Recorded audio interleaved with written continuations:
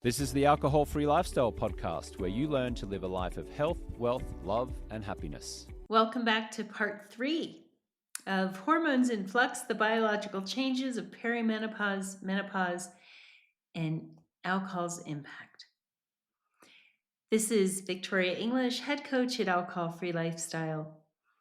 I'm so glad you're here. And if you missed episode 1 or 2, I invite you to go back and listen when you have a moment. Again, just to reiterate, why am I creating 3 episodes about this? Because women are important. Women matter. We don't get enough attention around our health. We don't get enough information, accurate information about so many things. And I would say one of the most, maybe not obvious to you, but obvious to us here at Alcohol Free Lifestyle is women and alcohol. The truth about it, not what marketers want you to see, not what they want you to believe drinking should look like, but what it actually is and what it does to our very valuable bodies. Everyone knows that perimenopause and menopause come with a whole set of challenges. But what if I told you it can also come with a huge amount of opportunities?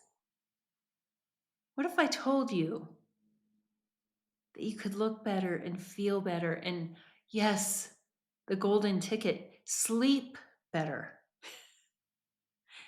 If I told you that a good night's sleep actually helps you maintain a healthy weight? What?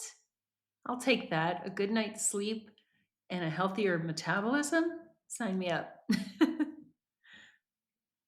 And so today we're going to talk about breaking the cycle. I'm going to share with you some risks around alcohol and drinking. And then, like we always promise to do on these podcast episodes, set you up for success. Invite you to step into your power. And ladies, we have a lot. We are resilient and tough and loving and sensitive and all the things. I think we're such beautiful creatures. And we're so worth caring about. And so let's talk about the health risks of alcohol use in midlife. If you caught my episode a couple of weeks ago with Dr. Stephanie Miller, we discussed the link between alcohol and breast cancer. However, we also talked about modifiable risk factors. And although alcohol may feel like something you can't modify at this point, it is possible. We have hundreds and hundreds of members who have gone through Project 90, our alcohol cessation program that lasts, yes, you guessed it, 90 days, and Beyond 90, which takes folks all the way up to 1 year alcohol free. We have hundreds of people who have gone through this. Women just like you who felt that they were stuck, only to find out that they could not only break free, but they could soar. So the key here is awareness, which can lead to breakthroughs. So stick with me here. As mentioned earlier, estrogen and alcohol both increase the risk of breast cancer. Alcohol elevates estrogen levels even more, creating a higher risk for those with a predisposition. There are several direct links now between even moderate use and an increase in hormone-driven breast cancer. That's the most common kind.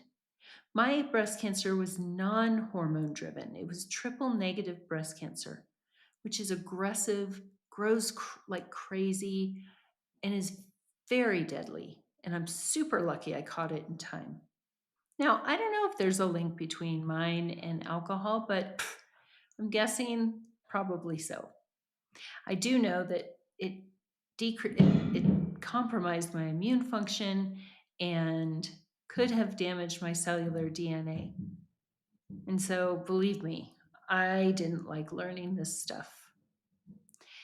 But most women who do get breast cancer have the estrogen, the hormone driven type.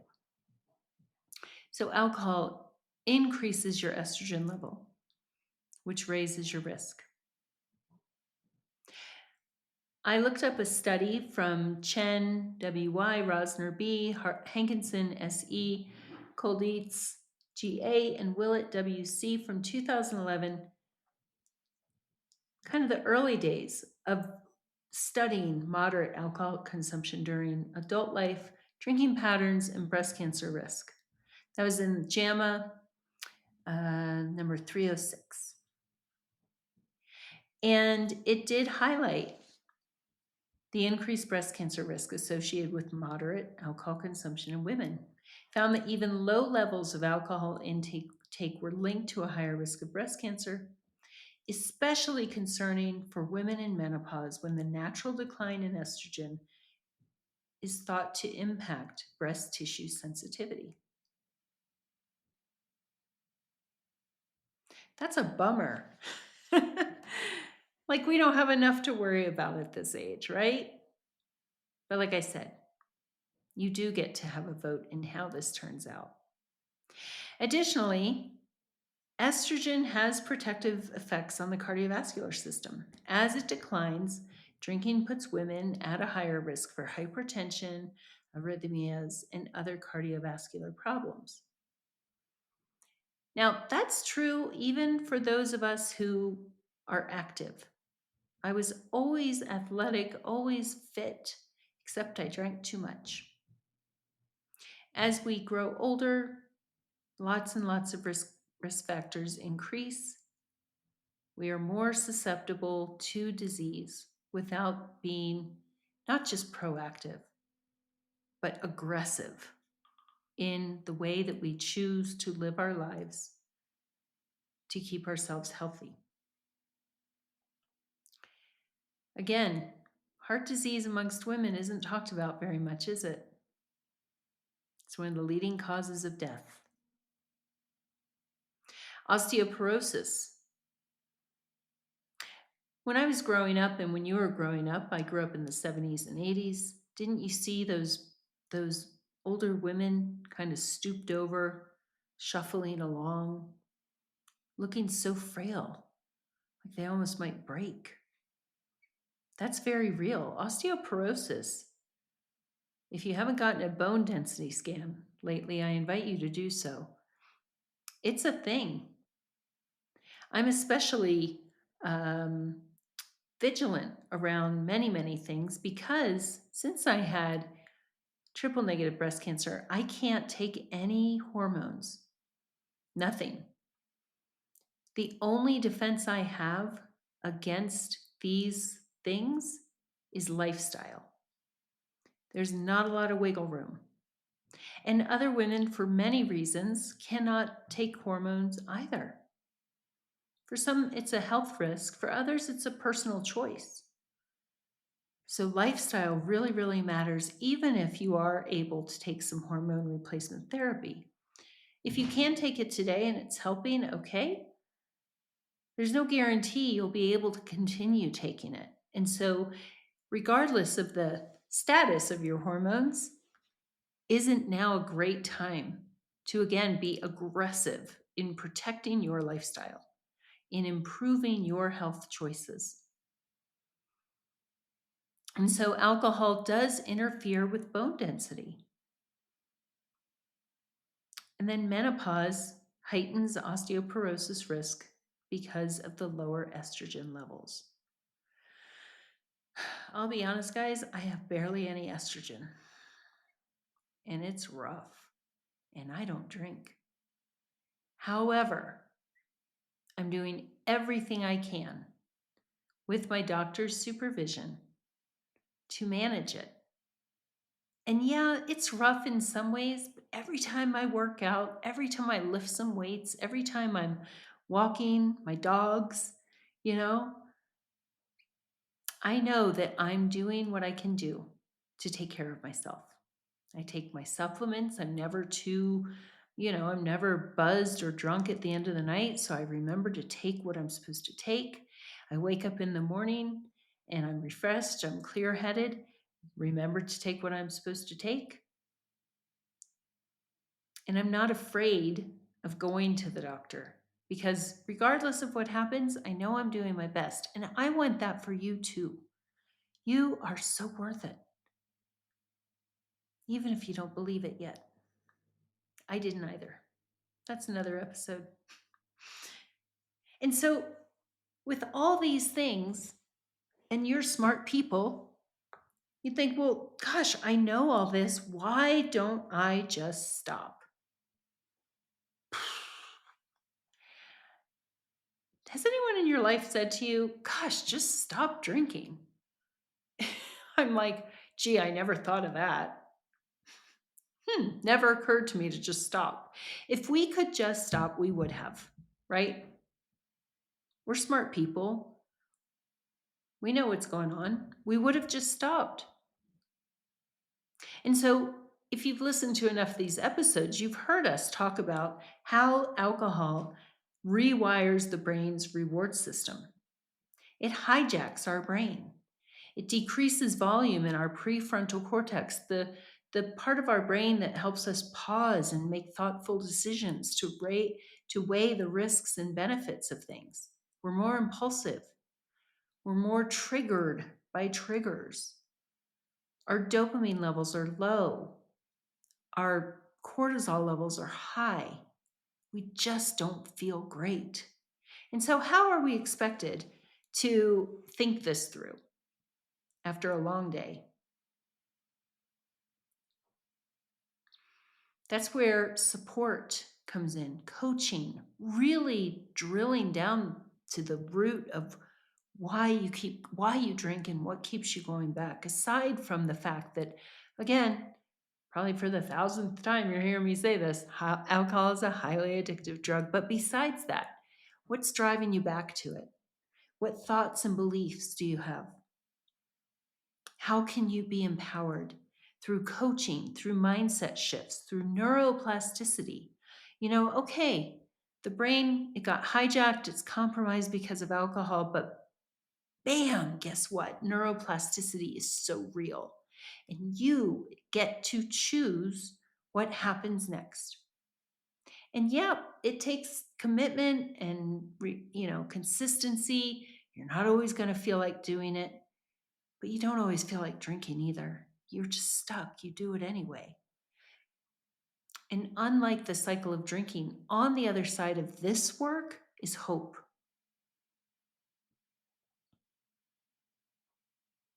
And so here's the thing. If you're middle-aged or approaching middle age, it gets more and more difficult to stop alcohol after those midlife habits form and the cycle of self-medication becomes entrenched.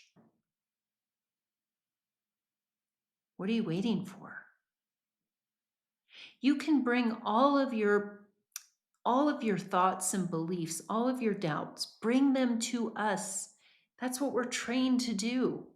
Coach David, Coach Terry, James, and I, this is what we study. This is what we love to learn about.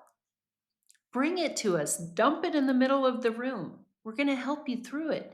And you're going to have a group of people. They're people you'd want to be friends with anyway, who are in the same boat. You're going to see women in Project 90, the 90-day programs, alcohol cessation program.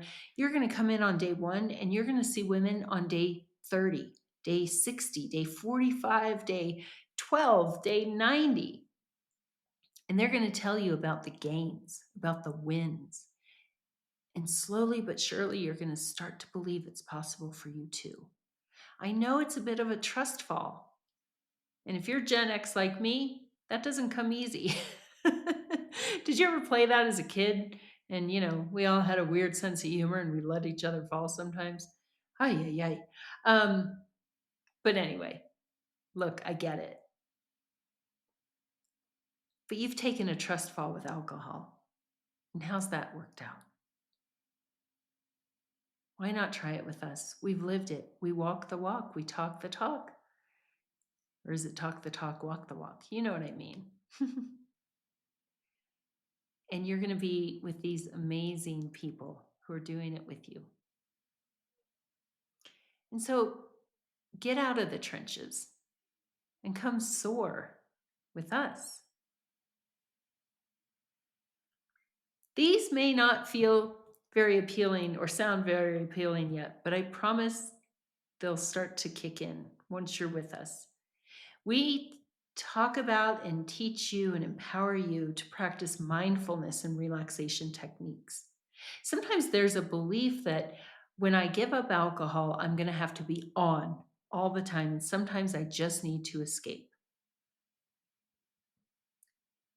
If I couldn't escape sometimes, I know I would have gone back to drinking just to feel it for a little while.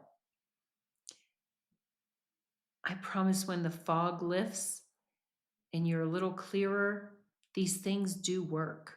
So we help you incorporate those into your daily routine the way alcohol has insidiously inserted itself into your routine. There's that social support. There's the accountability.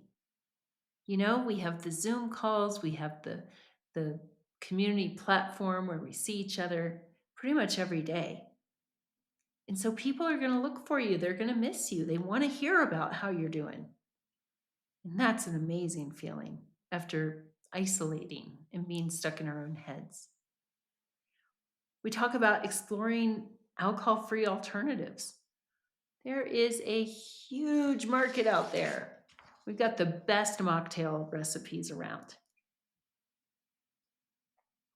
So again, you do have so much to gain and nothing to lose except hangovers, regret, racing heart, headache, weight gain, decreased energy, poor skin.